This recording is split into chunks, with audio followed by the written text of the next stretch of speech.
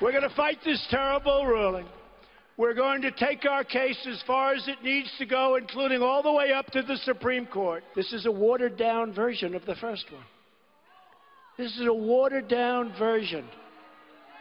And let me tell you something. I think we ought to go back to the first one and go all the way, which is what I wanted to do in the first place. The danger is clear. The law is clear. The need for my executive order is clear. And I will not stop fighting for the safety of you and your families. Believe me, not today, not ever. President Trump says he will continue to fight to protect Americans from threats like ISIS with his latest refugee pause, as two Obama-appointed federal judges now blocking the revised order, arguing it is a Muslim ban. But in an unusual move, 5 judges on the Ninth Circuit Court of Appeals, which covers Hawaii, now say they agree with the legal underpinnings of President Trump's refugee pause, the latest version. They may have to rule on Hawaii's move. In an unusual and unsolicited filing, these 5 judges said, quote, "Whatever we as individuals may feel about the president or the executive order, the president's decision was well within the powers of the presidency." Let's bring in Judicial Watch's president, Tom Fitton. Tom, what do you think of these 5 judges making that statement? Well, it's highlighting how the judges who oppose Trump, and I think these are anti-Trump rulings that are political rather than lawful, in the sense they're based on law as opposed to politics, are highlighting the fact that there are judges, both Republican appointees and Democrat appointees, who don't like the president or think the EO, whatever version, is bad policy, and they're going to contort the law in their decision-making to oppose either the president personally or directly or his executive orders. You know, these 5 guys could perhaps persuade the rest of the bench to vote for a Trump win there. Possibly, we don't know. I mean, this could end up in the Ninth Circuit, right? This problem. Ultimately, this is going to end up, in my view, before the United States Supreme Court.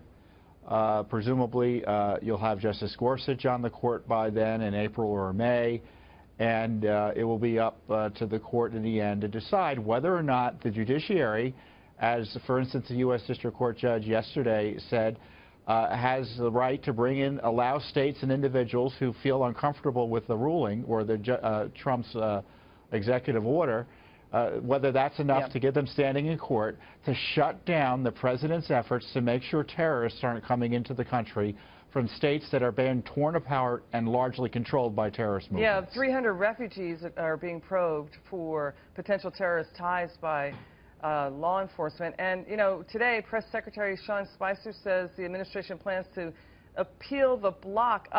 Sir, here's the thing. The Supreme Court, you know, what Hawaii said was you basically use campaign statements from months prior by the president. And the Supreme Court said you cannot use prior campaign statements as to argue standing.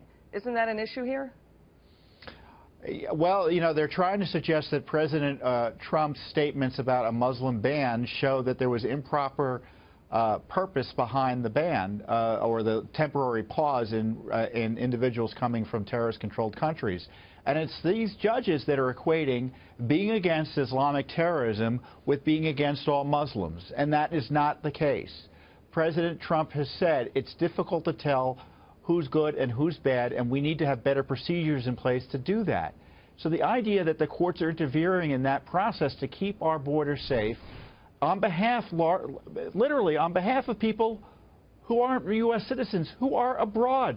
Everyone in the world seemingly has standing to challenge Donald Trump under these judicial rulings. It's really extraordinary in terms of a power grab by the judiciary over the foreign policy of the United States. You know, it's about region, not religion, to your point. It's about region, again, region and not religion.